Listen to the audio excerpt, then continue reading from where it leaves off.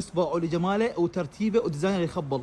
3 طوابق مع مجر، فشي حلو ومرتب. اجى بخانتين، خانه اولى وخانه ثانيه للشبك، حلو ومرتب ونازك. ايش قد عرضه؟ عرضه 80 سنتيمتر، العرض 80 والارتفاع 80، كل خانه 40، والنزال ماله باعوا لي اياه.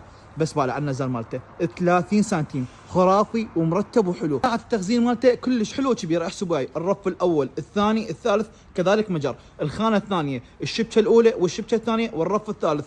تحطون المخضر هنا بكل انواعه، كذلك البهارات مالتكم او الاوفن او المايكرويف كلها تخلوها. وطريقه الشد مالته كلش سهله. اجى وياه كتيب يعلمك بكل حذافير الشغل، حتى درنفيس جايبين وياه، قطع زايده وياه مال براغي وكل انواع الاشياء جايبي. شوفوا له حجم المناسب، فشي حلو مرتب. باع للرف العلوي بمساحه 80 سنتيم والنزال ماله 30 سنتيم، كلش كبير. تعال شوف الرفه من الداخل. هاي المجر مالته من الداخل، مجره حلو ومرتب، كل انواع الاشياء تقدرون تخلوا بيها، السكاكين، الخواشيق، اي شيء ببالكم. شوفوا له حجم مناسب يفيدكم كل انواع، تحطون بيه المايكرويف او الاوفن او اي شيء ببالكم، الخضروات، كل انواع الاشياء تحطوها. اطلبوها سولات فونتون فرصه، والتوصيل عندنا الكل عراق.